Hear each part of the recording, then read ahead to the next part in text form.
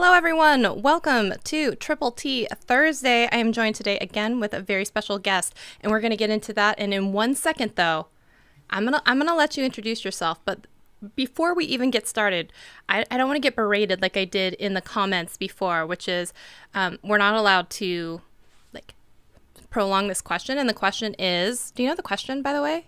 I have no idea what's happening. Okay, it's apparently the most important question that is on a TTT Thursday, which is what's in your cup, and it is the most. It's just what we have to do in every single episode. And last time I was told no, you can't wait until you're 15 minutes into the show to actually ask the question. So I will ask you today, Travis, and you will get to introduce yourself. What's in your cup? Do you have a cup? Cheersing? Is it water? H to the O. H to the O. Excellent choice. Yes, Excellent yes. choice. Stay hydrated. Yes, absolutely. My water has grapes in it. It's grape juice.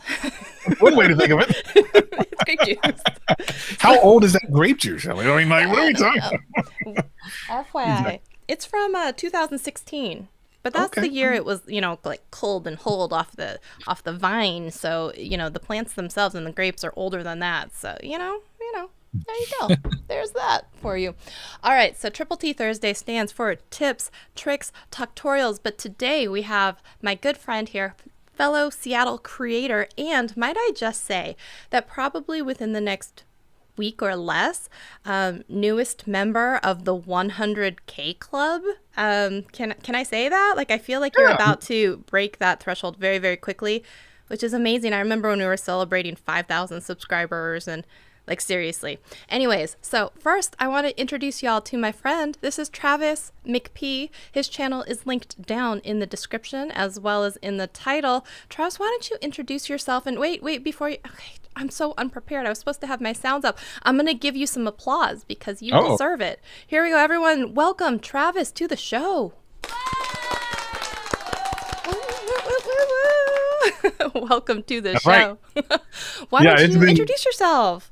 It's been crazy. Literally, I've been on calls for the last almost 2 hours straight because I went right from one call to a Clubhouse to this. I've just been doing all the things. So my name is Travis. I have obviously a channel here on YouTube, but I also do channel consulting for vidIQ. So I do all types of things that are YouTube related. Super excited to be here and to talk to Shelly, a good friend of mine.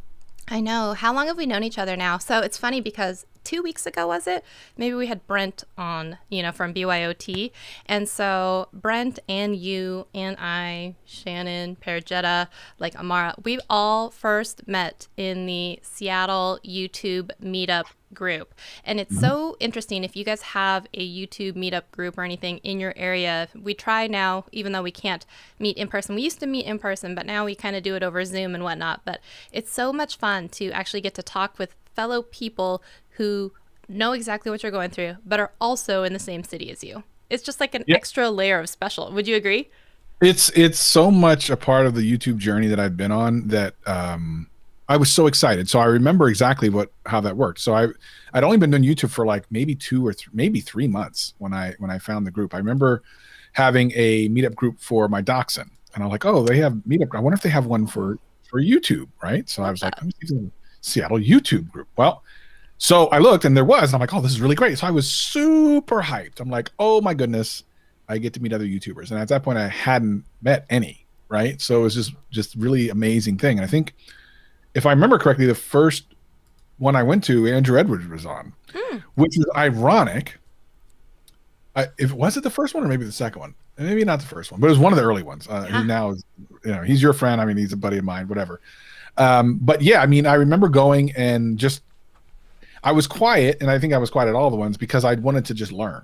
I just wanted to understand what I was getting into, and I was just surrounded. I was so excited, and every time we would do one, I was always excited. Loved going to them. I can't wait until we can do it again. I know, right?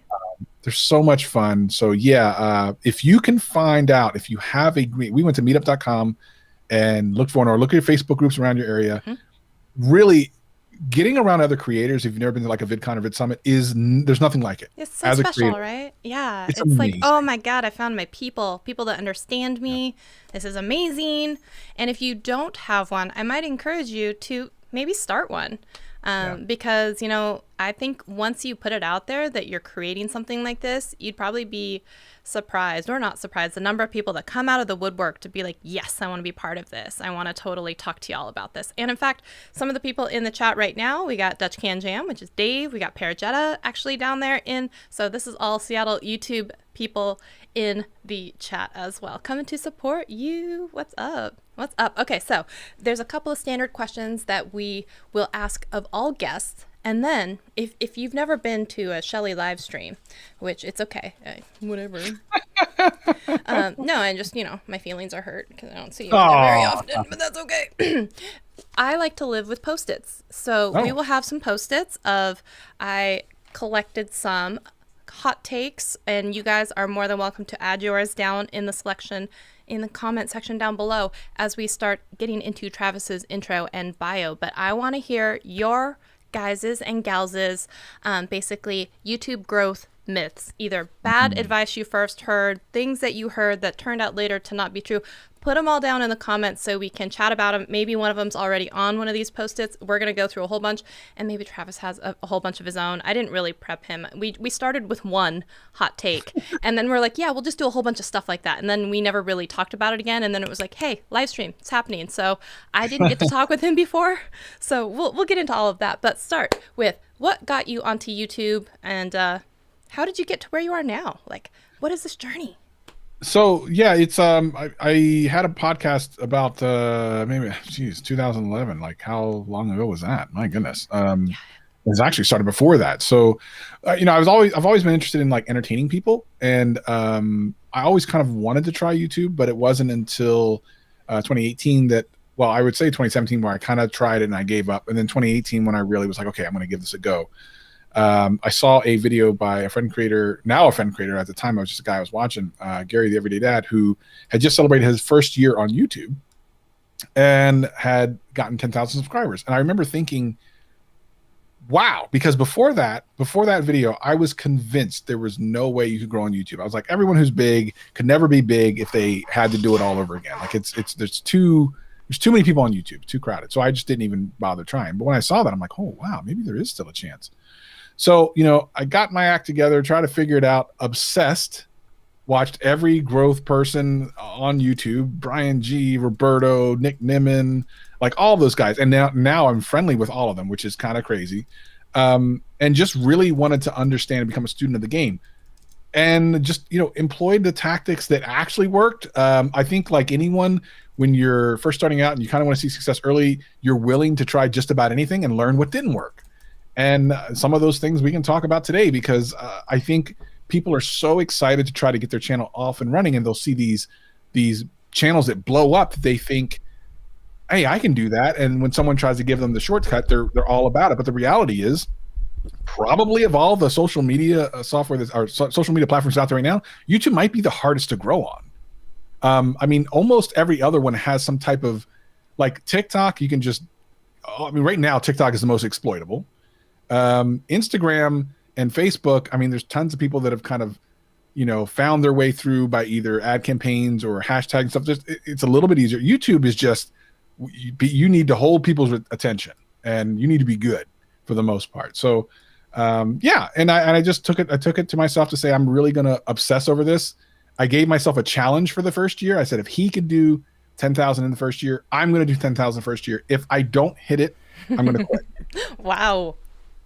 Which was scary, because I'm like, now knowing that that's the stupidest thing I could have. I had no idea like how ridiculous that was.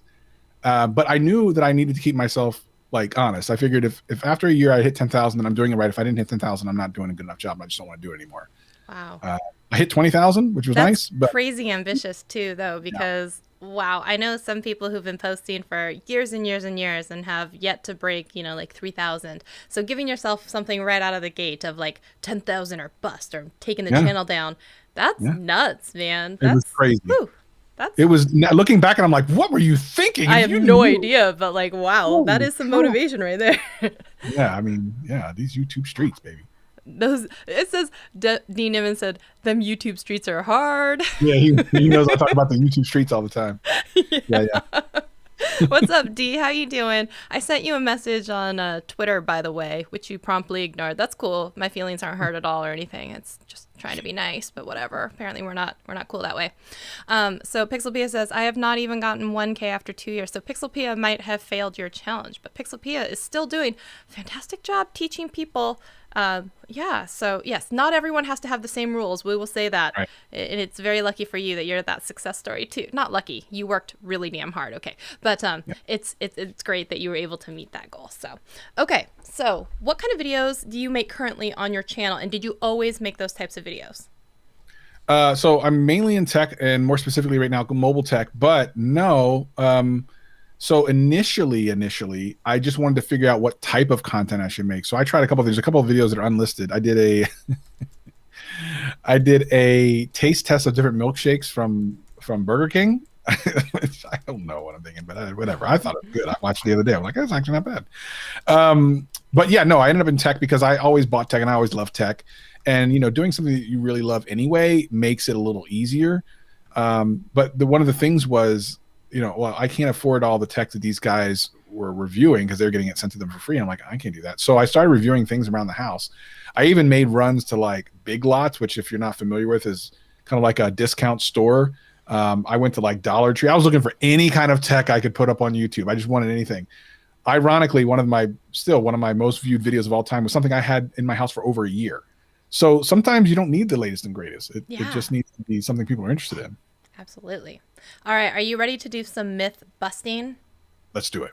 All right. So you choose, by the way.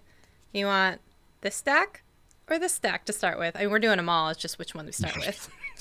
Let's do the right stack. Sure. Okay, because I was like, you know that like camera switched around. So I I'm know like, that. am I right? That's why I said that, because I wanted to see what you thought I meant. And I'm like, what do you mean, dude? Exactly. I hate you don't say stack number 1 or stack number 2. You're just like, this stack or this stack. I know. I could have said this stack and see what you said. I know. Yeah. All right. So myth number 1 is, if I use other people's names in the tags, it will help me grow. What do we think about that?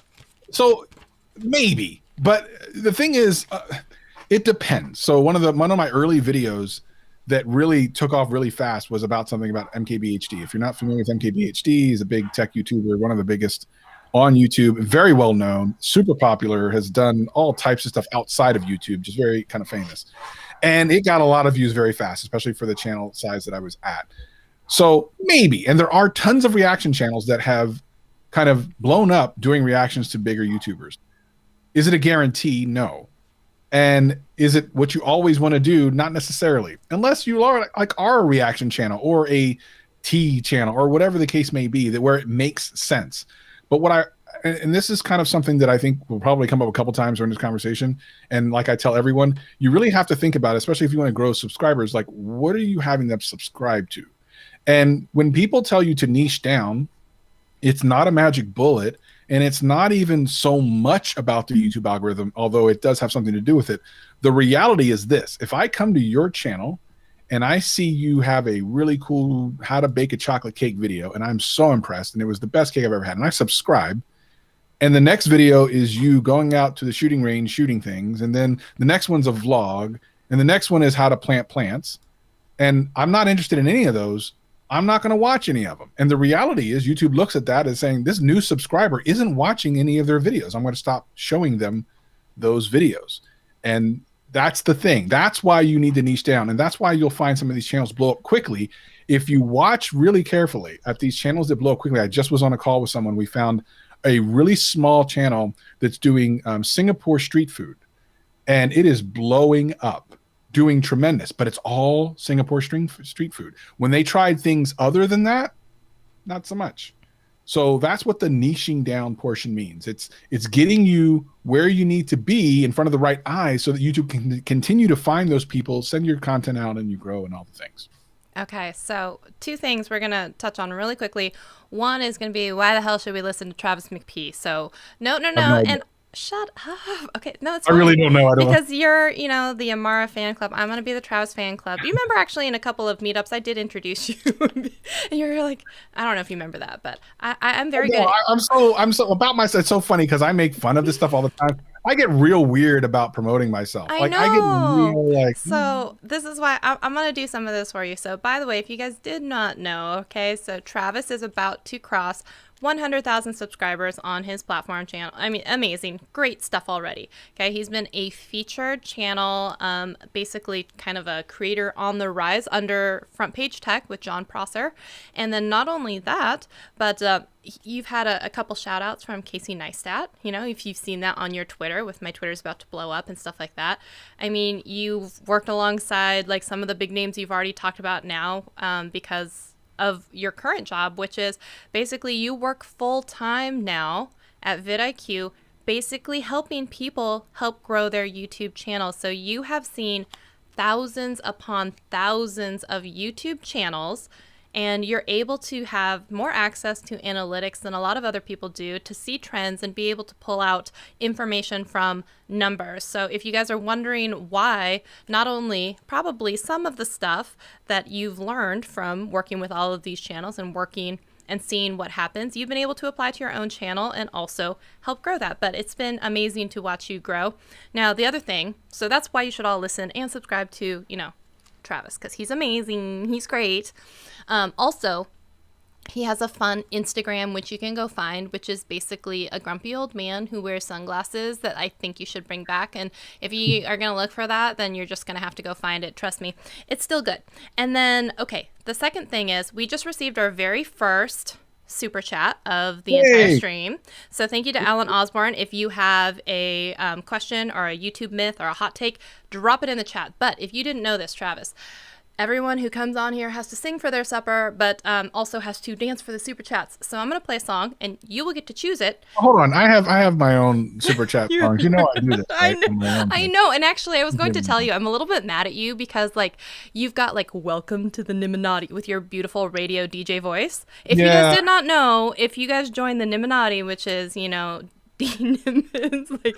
they have a beautiful, wonderful sound that plays. That's Travis's voice, that beautiful voice that you hear. And there's also I got a new one for D because he hijacked them. He hijacked them from Nick.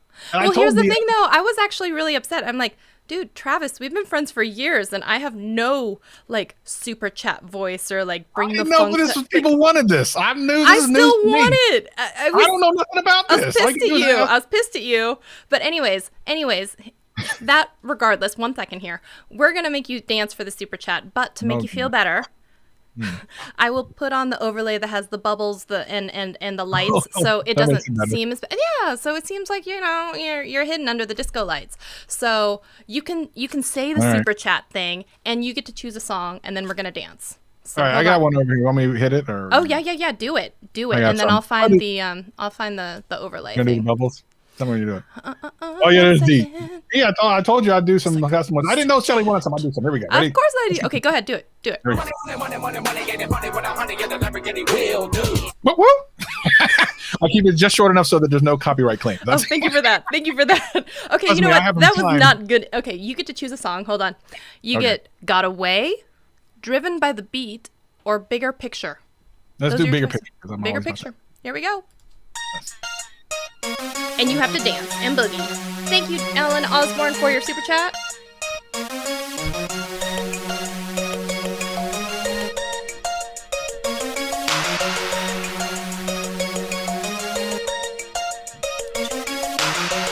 We're gonna make it weird here. Here we go.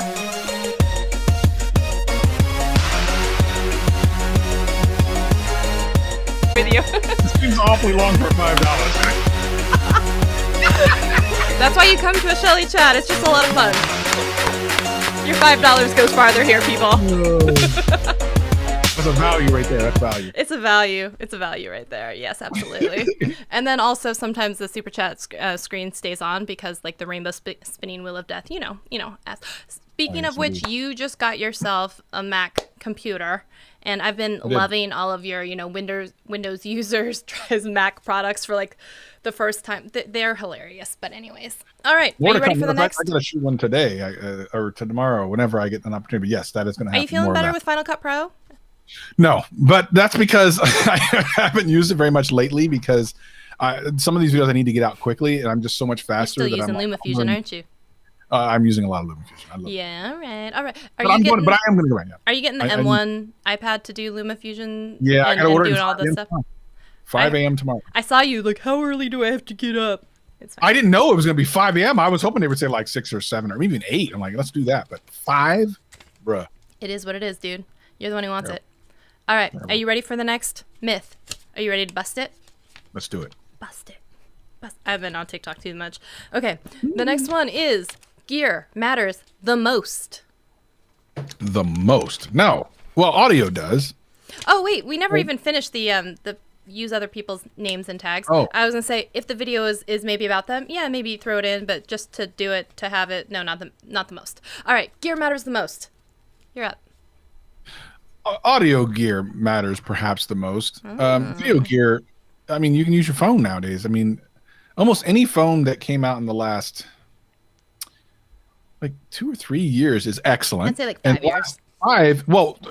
Let's be clear. The last 2 or 3 years is excellent, and the last 5 is totally doable. Like, you know what I mean? Like, all of them can shoot 4K. You don't need to shoot in 4K. All of them, you can see what's going on. That's the only thing that matters. But audio, audio and lighting, probably audio first and then lighting, incredibly important. So, yes and no to that question. It doesn't mean you have to have $1 million rig to do YouTube. Of course not. Like, sometimes I'm sure you've gotten this like too. Like, well, what do I need to buy to do a YouTube video? Do you have a smartphone? You're done. I mean, you've done it. Congratulations. You've done the investment. So beyond that, like, I don't think you really need too much beyond that. Really, I think that's pretty much it. I think you're right. I feel like people think too much about the gear and like the camera matters the most or something like that. And most of the time, I'm right there with you in the order. It is absolutely audio, then lighting, then camera for me. People are saying that we are buffering. Your dancing broke the internet. Oh, it did. I see it's still just dancing. It's dancing. You broke the internet. Weird. Oh, no. Okay. I don't know how to fix that. How does that work? What do I do?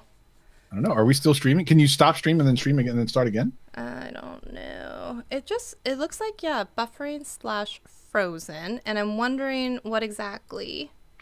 What happens if you stop streaming and then try to stream again just to try to reconnect? I think it starts a new stream. What? Because it doesn't have that buffer in time where you're there and then, let's see. And I don't think we can do, let me see. I wonder, did I break the internet? The internet is broken. No, you broke the internet. Well, you made me dance. Oh no, it says buffer loop. It's also happening on the Twitter live stream. I wonder, you know what, also, like, I know that Restream and other places were having issues, like, with Facebook and different places. Do you see that where it kept kicking people off their lives, like, 3-4 times, like, on Facebook? Oh. It was so annoying. Was that just this week? Yeah. There was something weird happening with integration. So it was in everything. It was, like, Restream, Ecamm. It was in all of the groups. And then, like, people were saying they were streaming directly, and it was still happening. So, yeah, actually, I refreshed the YouTube page, and it's stuck on you dancing. What? I see that. Yeah, same thing. It literally is. You broke the internet. Terrible way to go out. What a terrible thing. Like a meme. Oh, no. If anything, I can record this. It says my Twitter is working fine. Oh, that's weird. Okay, well, if anything else, we can continue going, and then I can pull down the video and just re-upload it. It is terrible that I see that that's literally what it's just dancing. Twitter's working fine, yeah. I can see where that's... that's a bummer. Okay, well, it is what it is, I guess. All right, so I think we've busted that the gear matters the most. Absolutely not. And in fact, if people are trying to use it as an excuse not to actually create videos, then that's a big problem. I started on my smartphone. Yeah. I mean, El Jefe Reviews did how many videos on his smartphone and got to how many subscribers before he ever got a camera? Mr. Beast. It's totally doable. Absolutely. Yeah. Okay. All right, so you ready for the next one? Yes. It is. clickbait will help grow my channel? No, because, well, I mean, so here's the thing. People call different things clickbait. So let's be clear about a couple of things. Number one, if you look up the definition of clickbait, it's actually a good title. It's basically enticing someone to click something. It doesn't mean a bait and switch, which is a different thing. Most people say clickbait, they mean bait and switch, but that's not what clickbait is. Clickbait is to get someone to click something because it's intriguing. So I guess in that question, yeah, I guess clickbait would grow your channel if you're going by the standard definition. Most people are calling it bait and switch. And the reason that that won't work is because if someone clicks into the video and then notices the video has nothing to do with the title or something like that, they're leaving right away, and YouTube takes that as a bad signal. So just by its very nature, it won't work. But let's be clear. A lot of people call things clickbait that aren't. So it's an easy answer and also a little bit more kind of granular of an answer that you might need. Absolutely. I think you're right. When a lot of people are saying that something is clickbait, it's really just like creative titling. Yep. Because true clickbait, in the truest sense of the word, like the way that it was like, I promised you puppies, but instead you're going to see like me painting my house. Like, right. That's not at all. That is that bait and switch. And if I am someone like, you know, Mr. Beast, and it's like I got buried alive for 50 hours or something, he still did that. So that's not like clickbait. You know, that's actually just compelling title or something. Right. So, and people will call that clickbaity title, but it's not. It totally isn't, because it's literally what he's doing. Yeah. Absolutely. Sensationalistic, I think, is what some people think it is. Yeah, absolutely. That's a good way to put it. Okay, I was just checking Twitch, and it looks like we just stopped streaming at like the 26-minute mark. Oh, so dang. I don't know if I'm still. Is that a restream thing, or do you think Ecamm did that? I don't think it's Ecamm. But going to restream, can you see your Restream dashboard? Oh, you know what? I think we might be back now on YouTube. Oh. YouTube, tell us now if we're back. Maybe? Yeah, Dave just said, looks like we're out of the buffer loop, and yay, I think we're back. Oh, what a great group of people. We actually stayed. There's a few people still here. I think some people took off, but some people came back. Nice. That's amazing. Thank you, everyone. Thank you. How amazing are you for doing that? We appreciate you. We do appreciate you. Thanks. We don't know. Whatever you missed, though, was probably the most important part. Yeah, definitely gave the answer to all of life's problems. Literally, you missed that part. Yeah, you missed it. I'm sorry. He's like, what is the purpose of life? And I was like, listen, here it is. I'm going to tell you. And I can't believe it. If you guys didn't, it was profound. It was, I am changed forever because of it. All right, but actually, I'm going to give you a second, because maybe you're going to come across something that's maybe on a Post-it, and I'll just take it out. But do you have a hot take or a myth or something that you want to bust while you're here? I mean, we can talk about Sub for Supper. We can talk about buying views and stuff. And I think both It's on a Post-it. I'll get there. I'm sure it is. I figured it would be. That's why I didn't say. Oh, wait, here's one. Buying ads will grow my YouTube channel quickly. There you go. Love that. Wait, there's another one. I have another stack. Sub for Sub works. See? Okay. I'm always prepared. Those are actually two different things. Yes. And the answers are generally the same. However, for the buying ads thing, if you have something to sell, then it will probably work. Yes. If you have a course to sell, if you have a product to sell, that's the whole point of ads. But people will take a video that they have, because YouTube does this thing, which is kind of like, come on, bro. And it's like, promote. And they put it in the what is it, the studio, and they say, promote this video, you know, in the tag when you drop down. Yep. And you're thinking, oh, that's great, because they're not saying like ads or anything, they're just saying promote. But what that actually is, and think about this, when's the last time you watched one of those ads that comes before a video the entire way through and then went to the channel and subscribed to it?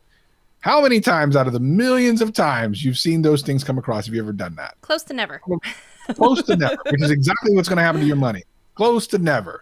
And the thing is like, you actually can target the right people, but the people who you want to target are not people that you even realize are there. The YouTube algorithm knows them better than you do. And as a matter of fact, I would argue the YouTube algorithm knows your viewing habits better than you do.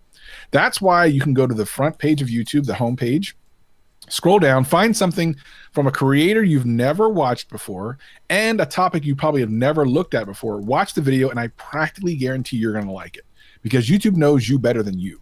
So to sit there and try to think that you can pay your way through that is foolhardy, to say the least. Now, Sub for Sub is even worse.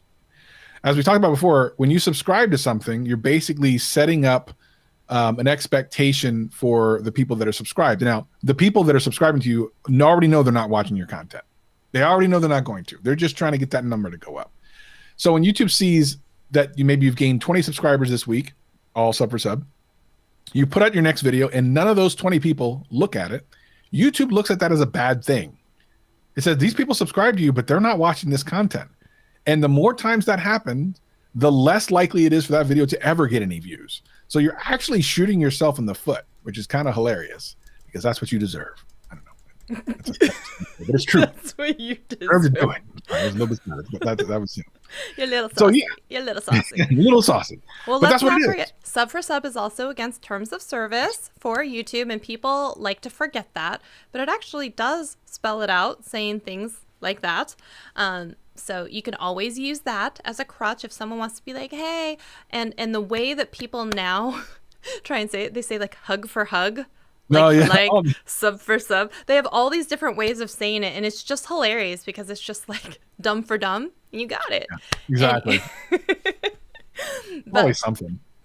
It is always something, right? It's always something. Okay, so I think we're good with myth busting right there. That okay, I believe strongly, just as Travis does, that you should not be paying for basically targeted ad views, anything like that, because unless you have something that you're going to be able to sell to basically recoup some of that money, then it's not worth it to you. Now, if you're spending $100 in ad spend, but you're getting $300 in sales for your ad or course and stuff like that, then, you know, that $200 is maybe the deciding factor of whether or not you want to keep continuing to do it. But then you also have to think about what is the cost of acquisition for a customer when it's not actually, you know, just the $100, because sometimes with those ads, you have to keep continuing to run them and they're not getting in front of the right people organically.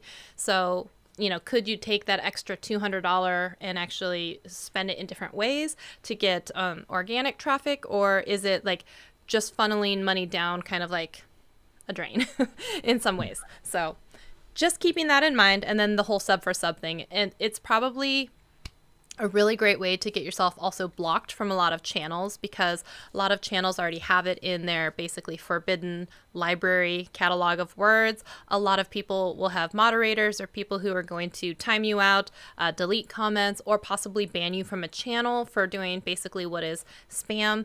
And I always kind of liken it to, you don't see like Vera Wang show up at like Michael Kors fashion show and be like, hey guys, come check out my fashion show. I make stuff too. Or even worse, showing up at like some like I don't even know, something that is just completely out of left field, like motorcycle Harley race, you know, like Sturgis event, being like, hey guys, I make wedding dresses. I'm like, but that no, what? Uh-oh. Yeah. Oh no. I mean, oh yay, but like, oh no, I'm a little afraid because of the last dance where you broke the internet stream. No. But we got another super chat, and the problem is now we're scared. I know, I'm a little scared now. I'm gonna like close down everything else and just make sure that nothing is running in the background. Let's not do it as long. I'm worried. I don't want to break the internet again. Actually, I kind of do. Yeah, I'm sure you do. You can do it twice in one live stream, but I'm everything. You are everything. You're the world, Travis. You're the world. Mm-hmm. All right, so you get to choose. You get Arctic Chill, Run from the Fever, Beat You There. Let's do Run from the Fever. Why not? All right, we get Run from the Fever. Let me find my dance overlays. Here we go. We're going to give it a shot.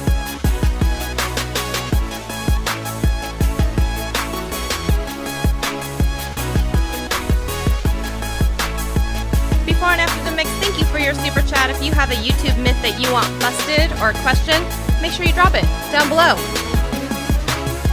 Get it before it buffers and and we break the internet again. Not again. All right, I'm gonna take off the overlay. Ooh, man, we are tempting fate all over the place, y'all. This is a scary thing. We are tempting fate. And just for funsies, 1 second here, we're gonna play the. Oh, it might kick you off screen. 15 seconds. You'll be back. Okay. 1 second. Here we go. You can do the super chat sound though. Super chat.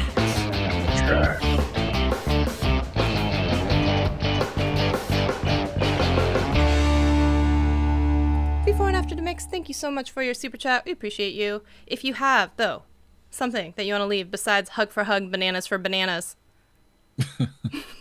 make sure you drop down below. I know, right? Oh, I left a gift at your house. Liz? I don't know if I trust that gift. All right. All right. All right. All right, here we go. Are you ready for the next one? Yes. Longer videos are better for a channel. That depends.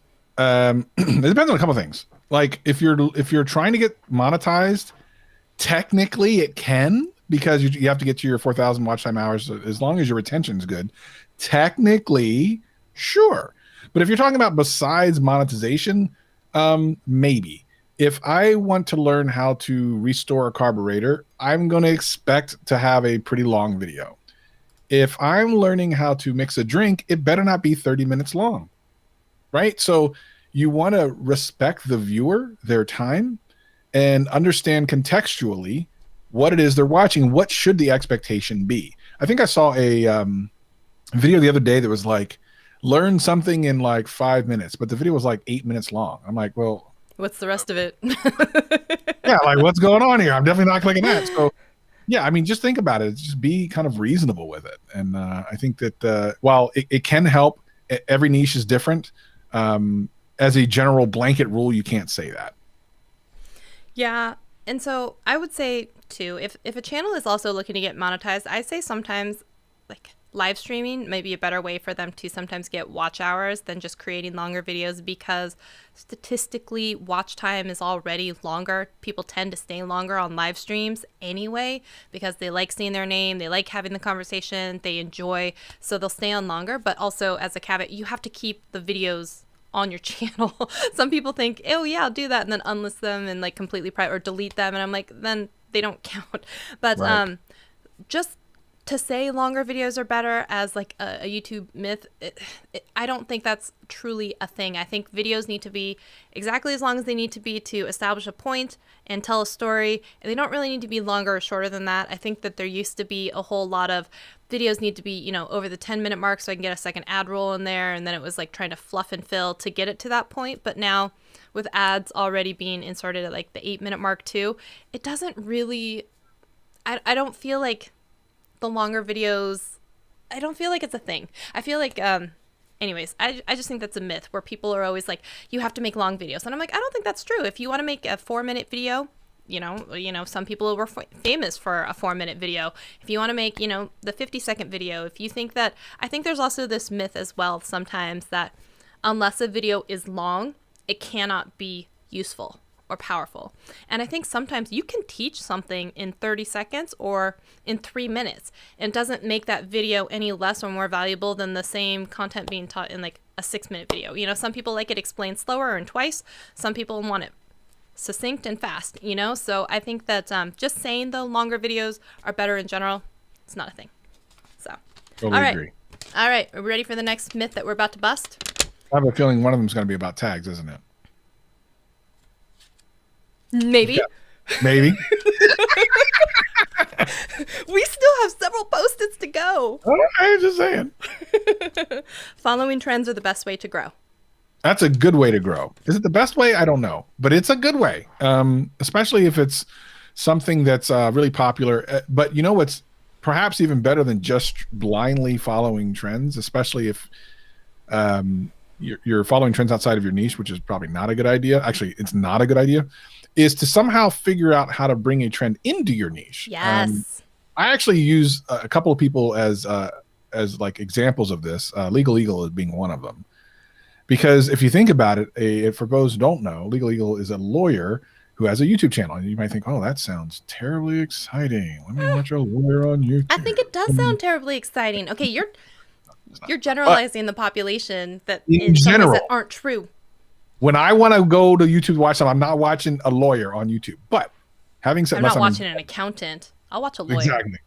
Having said that, what he has done is great. He's taken trends and stuff that were outside of law and brought them into his area of expertise, like lawyering different television shows, popular shows, and lawyer reacts to maybe Breaking Bad or something. And now you're taking something that has a much larger audience and then bringing it back into your niche and saying, hey, you know, I'm a lawyer, I'm going to give you my kind of view of this. And now it's interesting. Now it's something that even people who would never watch a lawyer on YouTube will watch because it's compelling, and it's a compelling topic, compelling twist to it. So that is one great way to use trends to your advantage. Absolutely. So I feel like you touched on something that I'm going to bring up, and it says, if it's not something that is in your niche, you don't have to cover it. But if you can take the thing that is outside of your niche and is popular and make it part of your niche, then it's okay. Because I feel like a lot of people forget, like,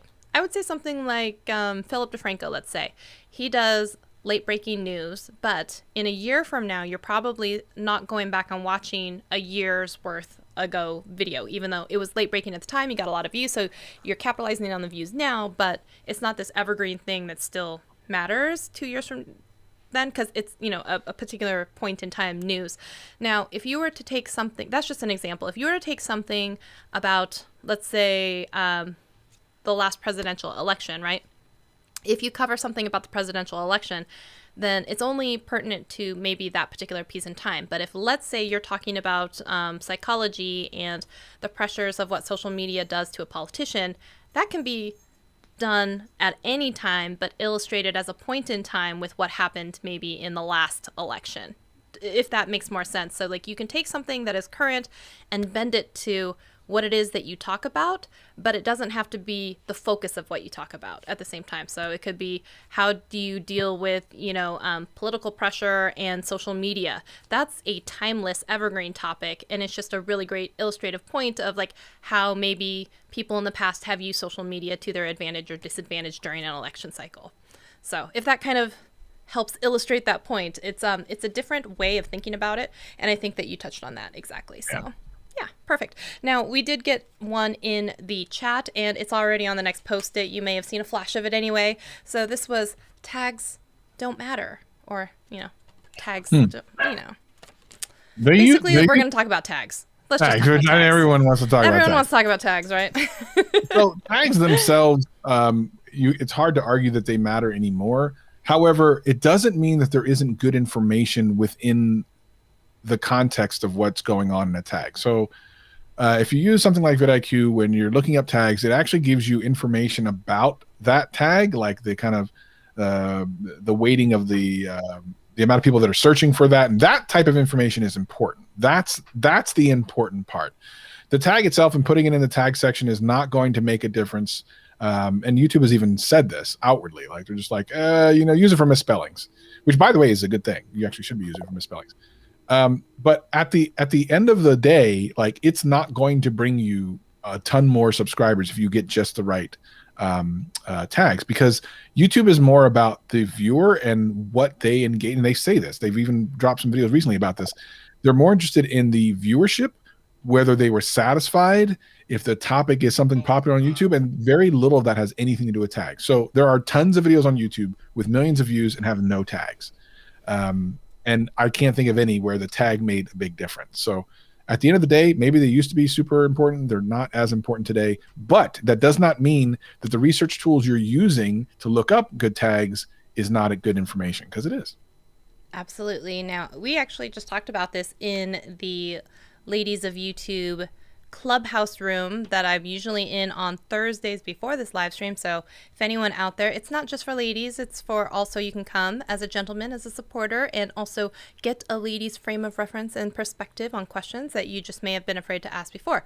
But one of the questions that was asked tonight was kind of around tags, and I was saying I've been part of programs before where they spend a lot of time and focus saying that tags are uber important, and you need to, you know, spend a lot of time researching and trying to find these low search pool, high, you know, results, good scoring type of tags with opportunities. And I will also say I saw and witnessed in some of these programs, people literally brought to tears over the hours, plural, of research that they were trying to do, trying to meet this super select criteria of what made a good tag. And I was just like, this is not worth it, first of all.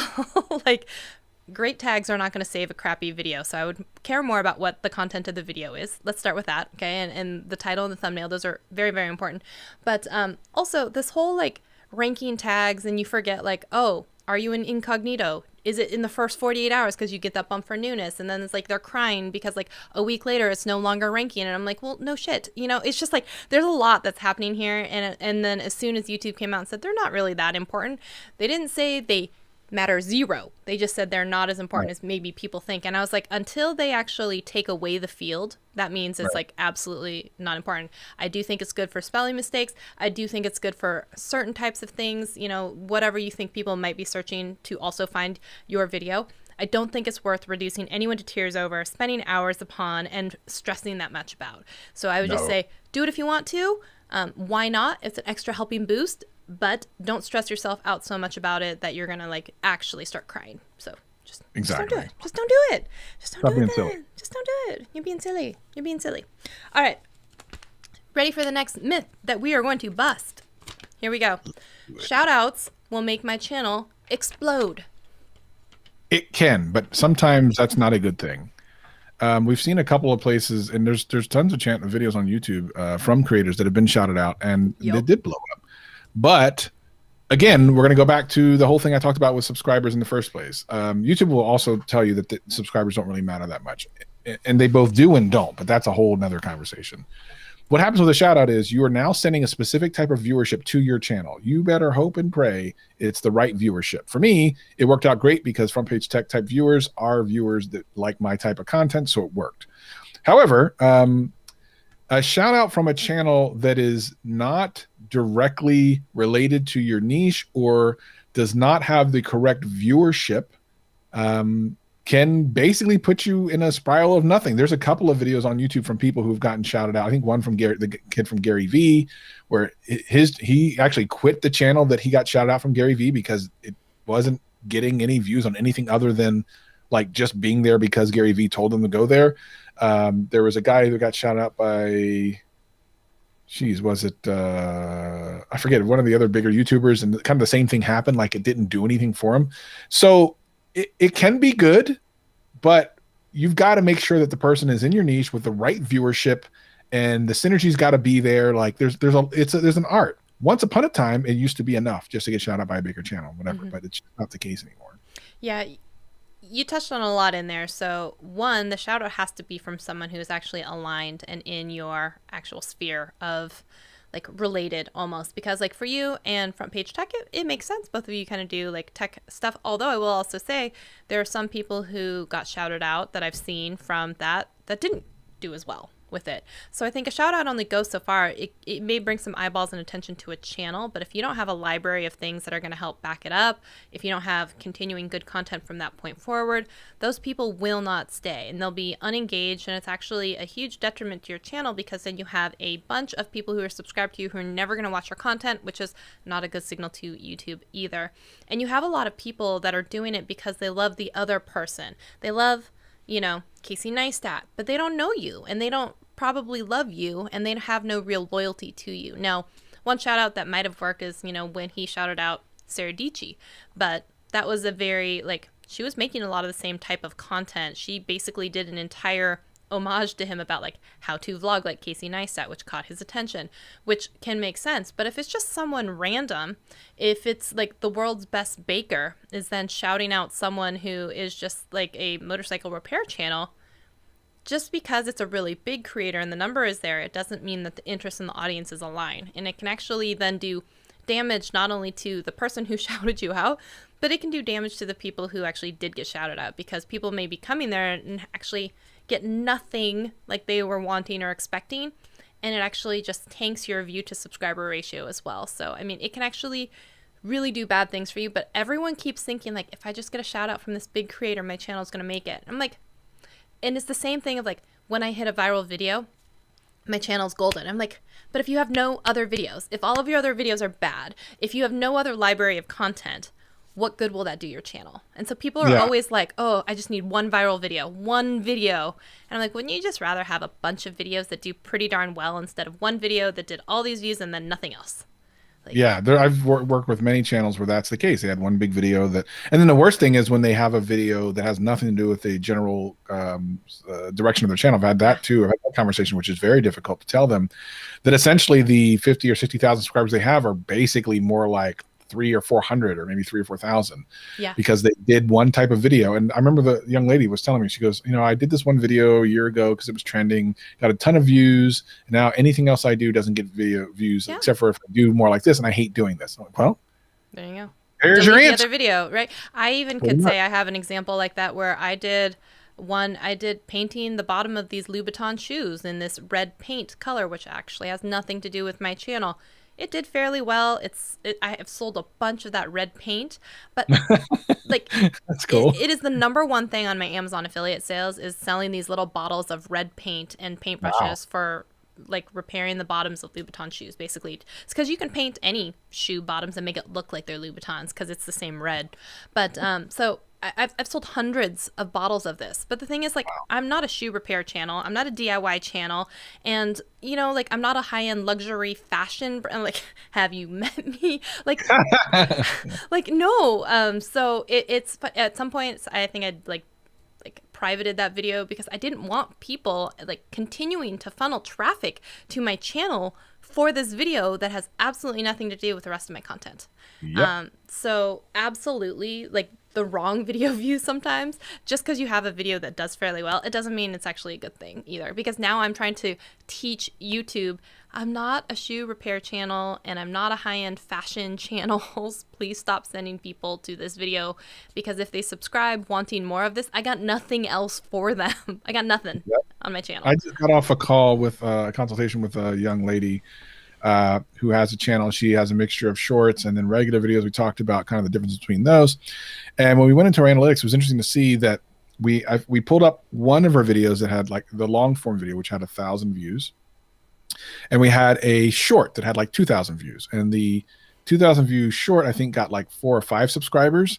And the 1,000 view video, which was a slightly different topic, got 100 subscribers, which is a lot for 1,000 views. And I told her, I said, look, here's the thing. The 100 people you just brought in with this one video, they're going to want more of this type of content. And the short stuff that you're doing has nothing to do with this. So you need to think about the entire channel doing more of this type of content because that's like a fourth. She only had like 400 subscribers. So I'm like, that's a fourth of your subscribers came from this one video in the last 28 days. You need to honor that. And if you really want to kind of grow, and this is a subject you like, do more of it. It's such an easy thing to do. And you'd be surprised at how. Now, the one thing that I like to show people, because it's the extreme, is to show people the stimulus check stuff. If you just do like search for stimulus check and you go to some of those channels, they're doing the same exact video like 4 times a day, getting tens of thousands of views. It's because they're hitting that nail on the exact same nail, the exact same way, the exact same time. That's how you actually grow. Other than being like a tremendous personality, that's kind of the way you grow on YouTube, which is kind of boring. But it's authority on the same type of topic. And so that every time someone searches that or anything, like, you're the only one who shows up, or like the #1 person that shows up. Yep. And that's the thing. It's like you can accept that, or if you just want to have the creative freedom, do it. But your expectations should be in line with what's reality. Yeah, I tell people all the time, you can make videos about whatever you want to. Just 100%. Don't expect to grow fast. That's right. But people want both. I want to make videos about whatever I want to, and I want to grow fast. Does it, and I'm like, Justine did it after 12 years on the platform. Weird. Yeah.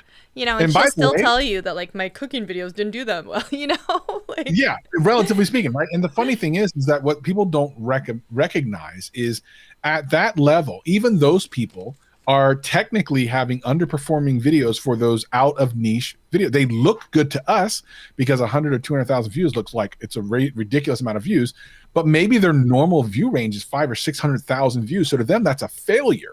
Yep. So they're still having the same situation you're having. It's just that the number is different. I don't know if anyone has watched the Nikki Tutorials documentary that YouTube did, but basically listening to her talk about the number of views that a video would get. She said, like, she would check it after like an hour or two, and she says, if I'm over 300,000 or something like that, then I know that this one is going to probably cross 1 million and it's probably going to be pretty good. If it's under this number, then I know it's not going to trend very well in the first 24. Like, it's the same thing for us, where I say, like, oh, it'd be really great in the first 24 hours if we get 100 views.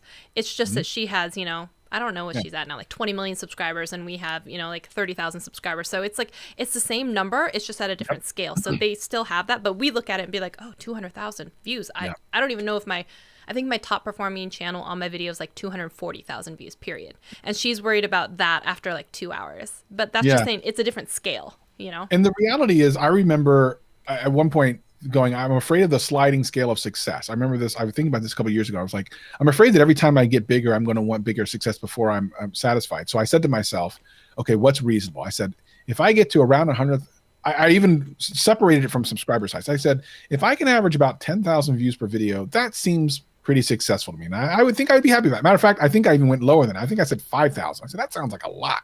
If every video I put out gets 5,000 views, I'm going to be happy for a very long time. Let me tell you what happened.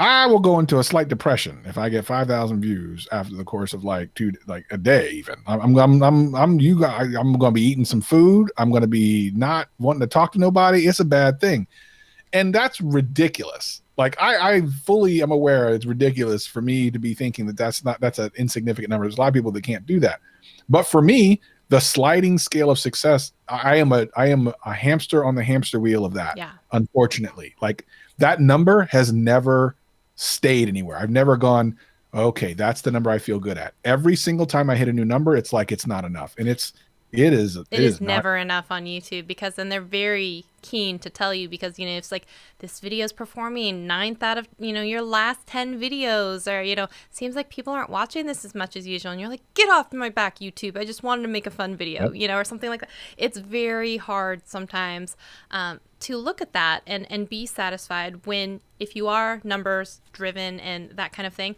it can be depressing. And so I think that what you already identified is, if there's a different number of success that you can define for yourself, that might help.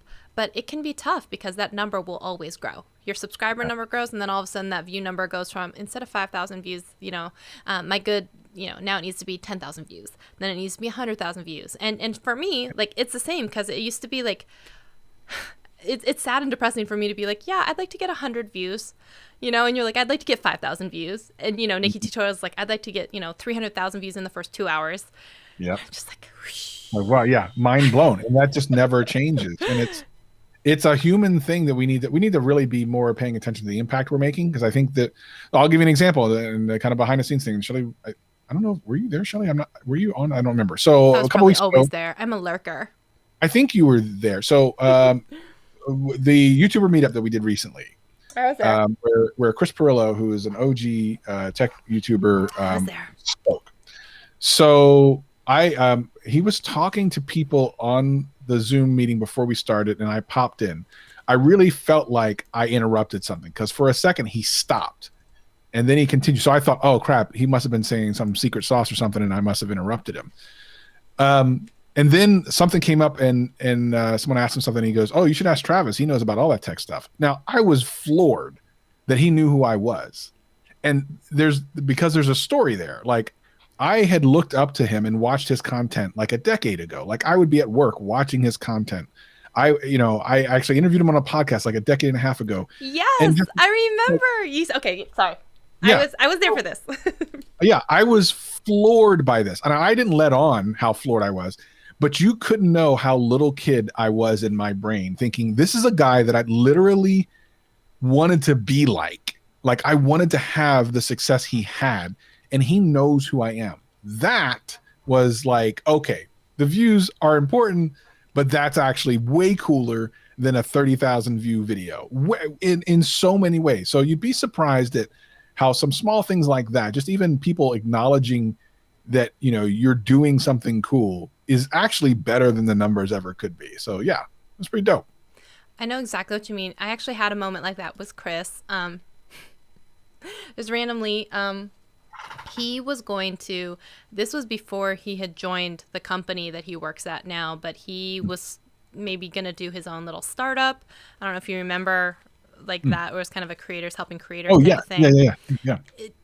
He had like a COO like already named, and then they actually approached me about helping do something like almost like a creator advisory board, and like, you know, we were looking at like the contracts and different stuff, and it didn't end up happening the way that it just didn't shake out, and I think the COO didn't work out and everything. But I remember sitting down with the guy at the time, and he's like, I was told by Chris Perlow that I needed to talk to you and I needed to bring you in on this project. And I was just kind of like, I didn't know he knew my name, let alone like thought. I was like, are you sure? Like, are there other people named Shelly that Exactly. like, I was literally like, I don't think he knows me. And he was like, no, he knew you and he spoke very highly of you. And I was like, how is that possible? I know. But, totally. Yeah, right. And it was like moments like that where I'm like, wait, what? Like, what? Totally. Yeah. Totally. I had that surreal moment too. And I was just kind of like, how do you even know who I am? / think highly enough of me to like bring me in on this like project. But it's stuff like that, right? That just happens. Yeah. And I remember when you brought that up and you were like, I don't know if you remember this, but you came and spoke on, and he's like, yeah, of course I remember. And oh yeah, you know, like it's amazing because little stuff like that, which like means a big deal. And sometimes you're always like, oh, it would be really cool if this person remembers. And then sometimes you walk up to someone, you're like, I don't know if you remember this. And they're like, no. Yeah, exactly. You know, because like it makes you feel like so insignificant. You're like, oh, that's weird because I've been thinking about it for the last 5 years, not in a stalker way, but like but for them to be like, oh yeah, totally, yeah, I remember you. How are you? You know, that kind of thing. It makes you feel good inside. Yeah, no, it's pretty dope. And then people that have met me, that recognize me, I try to give them what I would have liked in that same situation when I would see someone out and about, like, oh my gosh, that's so cool. It's such and such. So yeah, it's a really cool thing. YouTube is both great and terrible all at the same time. I both love it and hate it at times. Same. But in fact, in the YouTube room today, we were talking about how like everyone wants to quit YouTube like every week and then comes back the next day. You know, it's just 100% of the time. I can agree with that. Yeah. Maddening. Oh yeah. Okay. Are you ready for the next myth? Don't worry. The stack is getting shorter. Okay. I haven't eaten for like 5 hours, so we're fine. Yeah, I'm gonna. If I fall over, that's why. Okay, fair enough. You should link drop everywhere. So that's a weird one. I think the easy answer is to say no, because it's spammy and I hate to paint these answers because there is something to be said to link drop in the correct places. So to say everywhere, no, you're right, because I said everywhere. This is where you get your easy out. I said everywhere. You said the correct places. I mean, don't go to your cousin's Facebook page and link drop and something. It's just terrible. But I mean, if you're laser focused about it and get it in the right places, it can be a good thing. But yeah, don't be that guy or gal. No one wants that. No one wants to talk to that guy or gal. They don't get invited to parties. They don't get invited to like meetups. They don't. Not even. Yeah. So the thing I want to say about that is a lot of the times some people will teach you should just be dropping your links everywhere. You should Facebook and I think what you said is pinpointed. If it's in response to something that is directly helpful or related to maybe a video that you made, or it's in a specific thread, or if it's in a specific Facebook group about a certain thing, maybe. But just dropping them everywhere, not the best. And in fact, a lot of Facebook groups will get you banned for doing stuff like that too. All right. That's an easy myth to dispel and bust. Next one is titles in all caps are better. Oh, I don't know if they're better. The funny thing is that that came up in a myth busting episode of YouTube, but I think people misinterpreted the answer that they gave, because the answer was very it was specific, but people thought that they were saying it's bad. It's not specifically bad. It is considered yelling. I mean, obviously, if you know anything about internet etiquette, you're just yelling. The YouTube algorithm, the algorithm doesn't care, but people might, and there might also be a niche where that's expected. There are niches that are just weird that we are not aware of. That stuff like that is not only accepted, it's the norm. So, no, not as a general best practice should you be doing it because it looks weird, unless your niche for some strange reason is yelling. I mean, maybe it is. I don't know.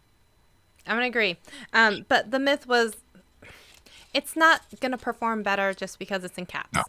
No. It's not. So stop doing that, okay? People keep looking for that magic pill that makes everything work. It just doesn't work. Ugh, I know. Okay, next one. Oh, there's only like 4 left. Okay, here we go. CTR percentage has to be in double digits for success. No, I mean, not true at all. It is great to be in double digits. That's fantastic.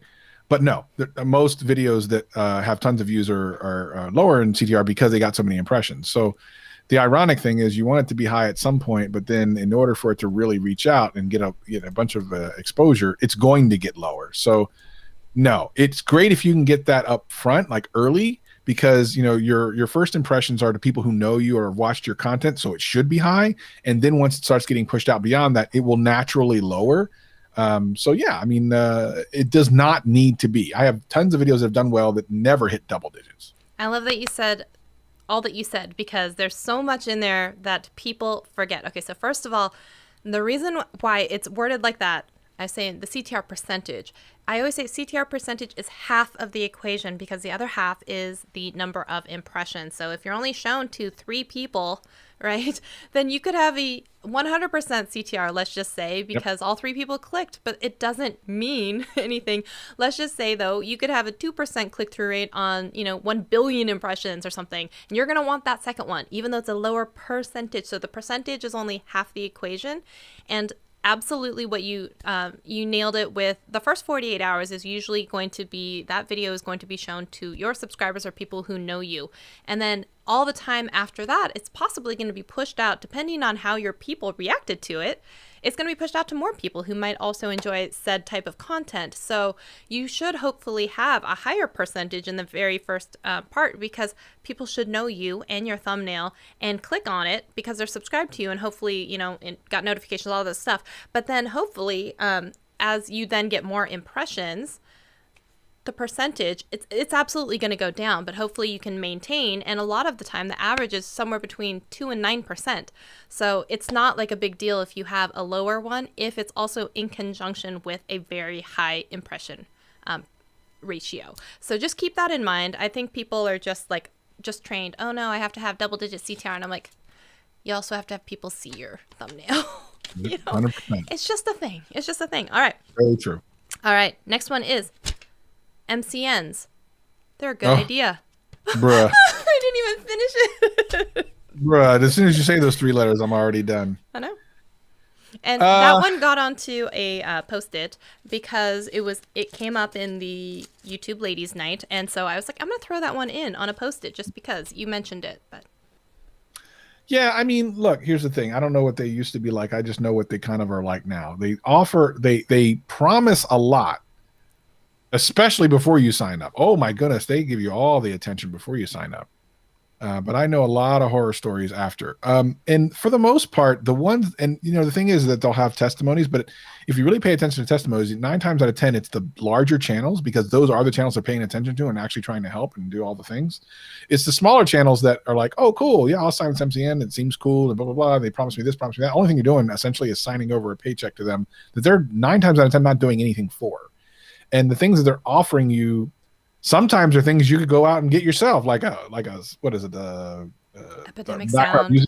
Yeah, Epidemic Sound, which, by the way, like, if you spend 5 minutes and look for their affiliate program, like, you can get that for yourself for free and actually get paid. I mean, forget about paying for it. You can actually get paid for it. So it's 99% of the people that are going to watch this and hear about this, don't do it. Like, don't. If you are a much bigger channel, that's maybe, but if you're anyone else, do not do it. As a matter of fact, one of the channels I coach, which is my most successful channel, I started coaching them at 4,000 subscribers. They are just now at over 800,000 subscribers.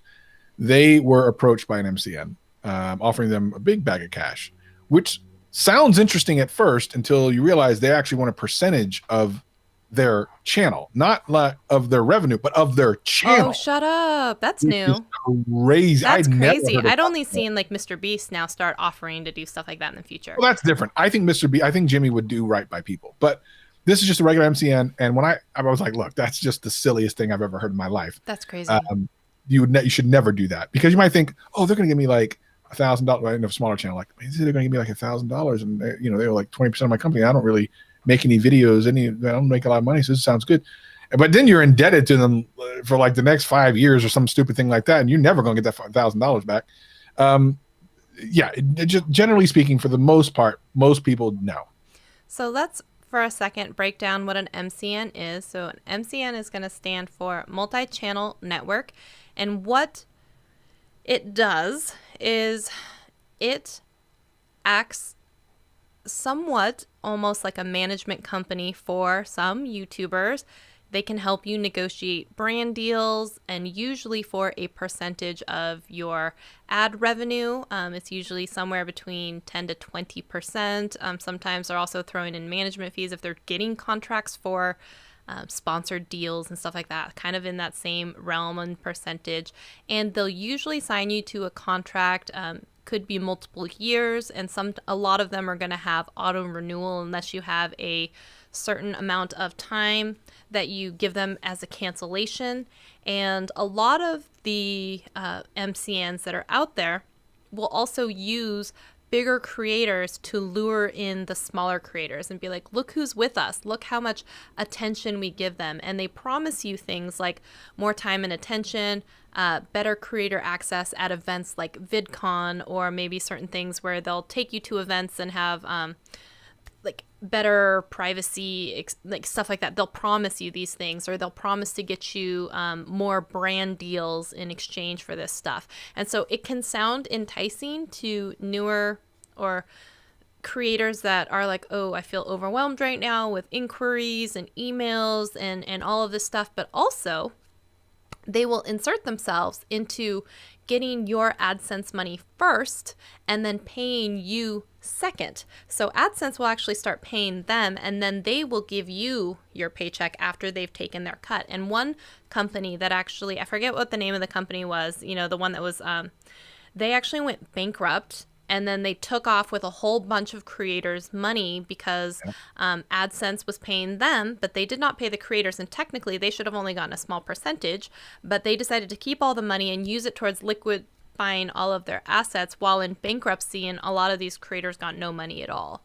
Yeah. And then when you then leave the MCN, you have to go through a lot of hoops to get back your AdSense connected to your own banking information because it was previously with MCNs. And in fact, some MCNs are so bad that YouTube actually completely cut ties with one MCN recently in the past few months and said, we're not working with this one anymore. So anyone who was signed under them had to scramble to also get re-signed up and connected to AdSense as well. And so there was a little kerfuffle there for a lot of creators. So in general, I would say a lot of the time, the things that they're offering you, which are usually a subscription to like Epidemic Sounds, which you can get for around, $15 to $20 a month, or, even you can get it discounted through lots of people's affiliate links and perks section. And then they offer you like management or deals. But also, if you're not a big enough channel that's commanding a lot of money or attention, they're really not going to pay attention to you. Right. And in fact, I've talked to some people who are signed still under MCNs. I was talking about this in the Clubhouse room. Someone was trying to get in contact with that person, and their MCN person was getting in the way. And so I didn't know that, but I connected them with a sponsor and a brand, and they were able to make a deal between the two of them and almost kind of cut out the MCN, who will still end up getting a cut, probably. Right. But it's just it's a weird relationship. I don't really recommend it. So there is an alternative. I actually have two kind of management companies that I deal with that work great for me. And the way it works is they look specifically for sponsorship deals to bring to me. So in other words, I can get my own sponsorship deals if I want them, and they get a cut of that, but nothing else. They don't get my AdSense or anything. Yes. And that's a great way to do it, right? Because if they work and bring you like money and hustle, then they get a portion of it. And yes. One of the things is, a lot of the time people want to sign up because they're like, okay, they may get 10 to 20%, but I'm getting like 4 or 5 times the amount of like money I would have normally or doing it on my own. And so like it's worth it for them. Again, it's like that ad spend, like spend $100, we get $300 back. Is that, is the delta worth it to me? So it might be worth it if you're with a management company, but you also have to be very careful because if you're, let's say, a vegan and they have the right to sign deals on your behalf and they sign you up for a steakhouse deal. Yeah. Like that's a problem maybe for some people. And like if your management company signs it and then you don't want to do the deal, and then is it a breach of contract when they never came through you in the first place, right? So I think a deal like you have is smart, where it's like, hey, if I get the deal myself, you get nothing. If you bring me something new, then you get a percentage if I agree and it looks good. Right? I think we just got sponsored by D. Niman.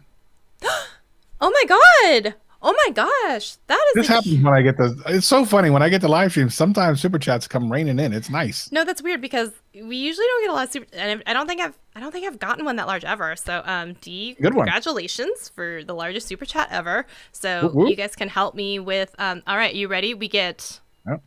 Oh goodness. All right, I'm gonna scroll down here. You get closer to you. Let's be closer to D. You don't even get to choose the other ones. All right, I here don't we go. need to. We want to be closer to D. We want to be closer to D. Hold on, here we go. And That sounds like good. some money. Oh, I like it. D, this one is for you. If you have a myth bust that you'd like us to do, you want to come in, let me know. I'll give you a link. We only have one myth bust left to do anyway. So D, if you want to get in here, you let me know. You can join the party. I'm actually still mad at Travis that I don't have my own, like... I don't know anything about this. I mean, what? Yeah, baby.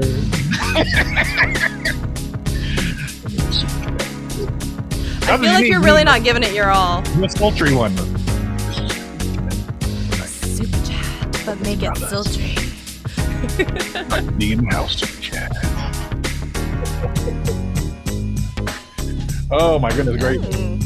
All the monies. Appreciate you, D. Nimmin in the house. D. Nimmin in the house.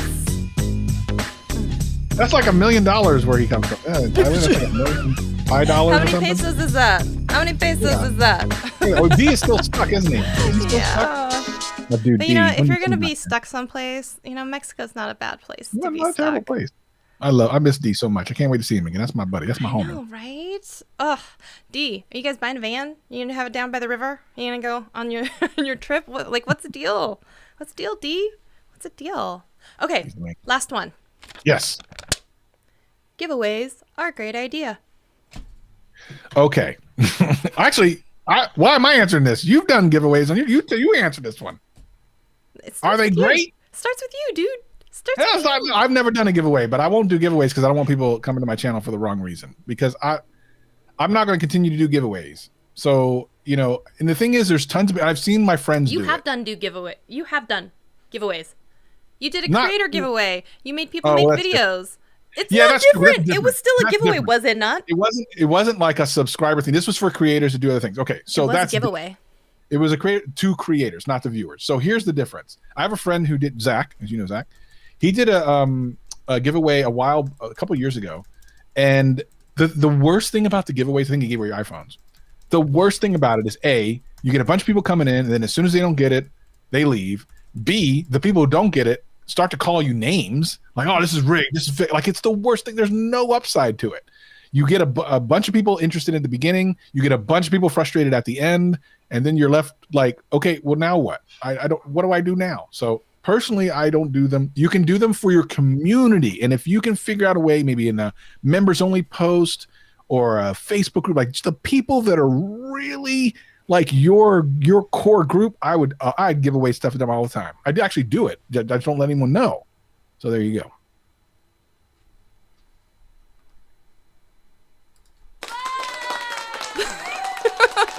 What happened? I was searching for the applause. I don't know what happened. Okay, so I'm gonna put in my 2 cents and plus more on this. I'm gonna put in the whole quarter on this one. So when it comes to giveaways, yes, I've totally done them, and I don't recommend them for the most part. I will say that giveaways, you have a couple of ways that you can do that. One is going to be to get new subscribers as the goal. 2 is to reward the subscribers you already have. It's more of a community building exercise. So I have done them where it was more the trying to get subscribers, and people who've been on my channel for any amount of time have known I have talked about this ad nauseum, but if you're new here, then here is the Cliff Notes version of that, which is I did a giveaway with a friend of mine. She had a much larger channel. We did a back to school one, and we got a bunch of people to come in, and then yes, a lot of people angry, and then a lot of people stopped watching after that. And then for the next, I think it was 18 months, I tracked it, I only lost subscribers. Like every time I put out a video, minus 100 subs for 18 months. And if that does not F with your head, Nothing else being on YouTube, like nothing will more than that. You go through every realm of like layer of I suck, I should quit, this is ridiculous, I hate YouTube. And really, you did it to yourself. Shelly, you did it to yourself. But if I can impart some wisdom here is that, okay, one, there's going to be always a group of people that are there are these like giveaway chasers. They're looking intentionally for things that they can win. You go look, and sometimes it's go tweet this thing, or do something or repost it, and you will see that they have created entire accounts that only do tweets about giveaways, or that's obviously a throwaway account. They're not really there for you. They don't really give a shit about you at all. And then you also have a new sliver of those people who are also like visibly angry at you. It could be for any reason, from it's not international because they don't know or care how much international shipping is. And as an example, I stupidly one time, I had this bag of candy, or I had these candy wrappers from a restaurant that I'd gone to, and I'm like, these are amazing. What kind of candy is this? If anyone out there knows what this is, please let me know. And someone was like nice enough to actually be like, oh, I know that candy. It's this candy. And they found it for me, and I saw it on Amazon. I'm like, this is amazing. Let me know where you live. Maybe I'll send you one. She lived in Ireland, and this thing that was less than a pound was going to cost me $100 and something to ship it to her. And I almost lost, and I was just like, okay, like the candy itself was like $4. And then the ship it was like $150. And I was just like, is it okay if I don't ship it to you? Like, it was awful. And, because I was like, I felt bad because like I said I would. And then I was like, holy crap, this is really expensive. Okay, so there's that. So there's a very large portion of people who then get angry. Let's just say that it's not international shipping. You have another group of people who are angry that you like didn't pick them. Right? And they all start to come out of the woodwork and give you these sob stories about why they should win X thing and why you're a horrible person for not picking them. When you can say over and over again, it's a random generator. It is a random picking. It is I have great, and I literally would say like, thank you for telling me your story. I don't pick, it is totally at random. And then there's also, even what's funny is the people who win, they're not grateful. They turn into jerks. It's like, when are you shipping my item? Like, where's my tracking information? Like, just really rude. And even when you like know that they've received it, they've signed for it, you check in like, hey, did you get it? Are you enjoying it? Are you liking it? Crickets. Right. And you're like, wow, I've never felt worse about myself as a person when I was just trying to do something nice. So a couple of them were back to school giveaways because, one, it's already a very popular time, but two, so my mom was a school teacher. I take back to school very seriously. So I went, like, I bought all these back to school supplies and I sent them out, and just crickets. And I was just like, are you kidding me? Like, nothing? Not even a thank you? So it already leaves a bad taste in your mouth when you do all this. Plus, then you have a whole bunch of people who are already upset at you. Then you have 18 months of only losing subscribers. And then if you don't continue to keep doing giveaways, one, they don't stay, and two, like, you don't get the more people. And then what you have is what I've had for a long time, which is what looks like an impressive subscriber amount and then 50 views on a video, And so you have this very low subscriber to watch ratio, which then you get made fun of from other people. Like, oh, you have 30,000 subscribers and you can't get 100 views on a video. And I'm like, I wish that I could wipe out all of them and go down to like the 1,500 people that are actually really subscribed or watch any of the videos, because then people wouldn't make fun of me, and two, I wouldn't have to sit there and justify why it's such a low number or stuff like this. So like, use me as this cautionary tale. You don't need to do this stuff that I have done, and I have lived through it. And now when I said like anytime I would do a giveaway now, it would be for stuff like that's digital. I can send it to you and it's free shipping. It's a gift card. It's something like I can give you free access to my course, which I sell for $100. Like, I would rather do something like that, or like would benefit someone, or I can give it to someone local, than to try and do anything like I've done in the past, because it's just not worth it. It's just a headache. And I've been dealing with it for years, literally years. So if I can impart anything, I would just say like, don't do it, or be very cautious about how you do it, and be very realistic about what do you think is going to happen afterwards. Much more the case that it's better if you do it to reward people who are already with you, and you do it in ways that aren't completely bad for you as well.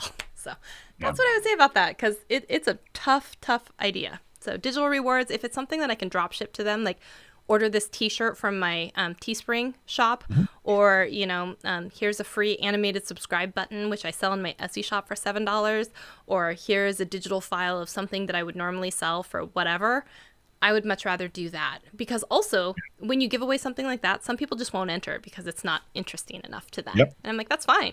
I want it to be going to someone who actually wants it. Like, that's the difference. And so, because I have like camera gear and microphones, and I thought about doing kind of like what you did, though, like a creator contest where I was like, because I tried to give you some stuff for your thing, and you forgot. And then you forgot. I forgot about it. I know. And I was like, hey, where do you want me to send this stuff? And you're like, oh yeah, I forgot about it. Yeah, I'm not organized at all. I have sponsorship deals sitting in my inbox that I haven't gotten to for too long. No, I remember I had this box. I still have this box of stuff. I was like, yeah, this is for your creator, you know, prize. And I was ready to give it away. And now I'm like, oh, well, I thought about doing it myself. But one, I don't think I have a big enough audience now where people would actually do the challenge, because yours was like make a video and blah, blah, blah. And I was like, I don't think anyone would enter. So now I'm just kind of like, I'm sitting on the stuff. I'm like, should I sell it? I was going to try and give it away. So it's just I don't know what to do with it. So I don't know, man. Life's rough. This was fun. I appreciate it. This was really dope. A lot of people I see in the chat that I know. Appreciate all y'all for coming through. Yeah, Joel the Geek, Parajetta said, I did one giveaway. Luckily, the winner was local. I got a chance to meet them in person, which was really, really cool. And quit while you're ahead. Oh my God, yes. That sounds great.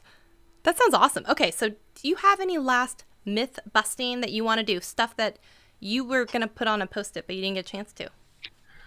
No, I think we hit all the major things. I mean, the sub for I was pretty thorough, right? I mean, yeah, these were really good. That was a good stack of Post-its. It was good. I mean, snaps for sure. This right here, this is a course. This is a course you could sell.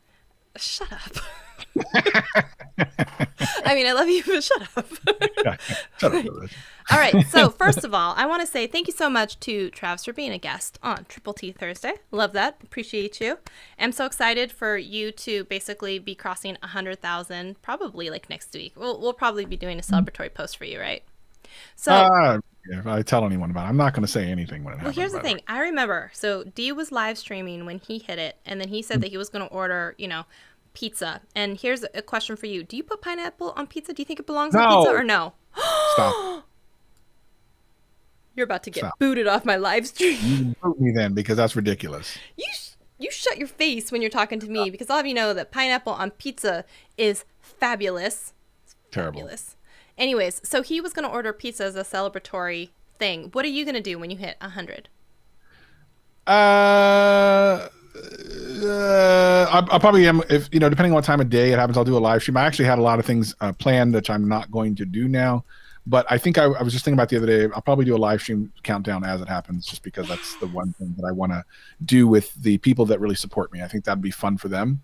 So I think that's what I'm gonna do.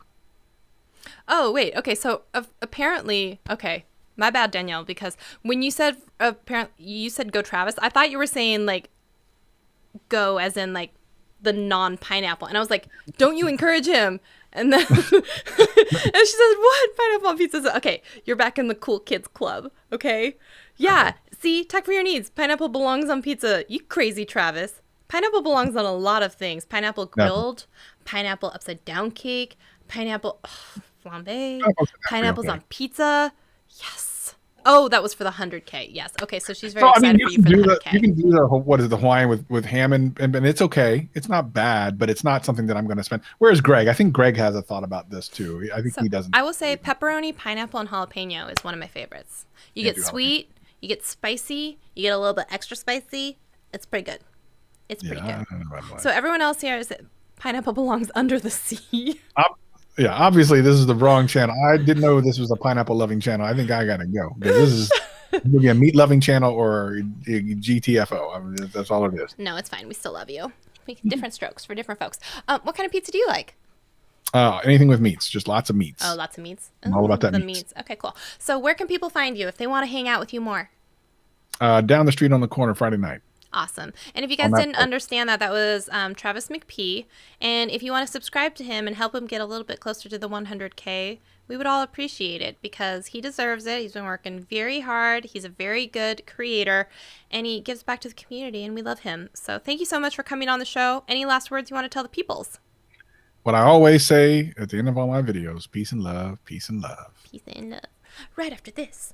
All right. So thanks everyone for hanging out with us. We will see you in a video very, very soon. You guys have a great afternoon / evening, wherever you're watching from. Thanks everyone. Bye.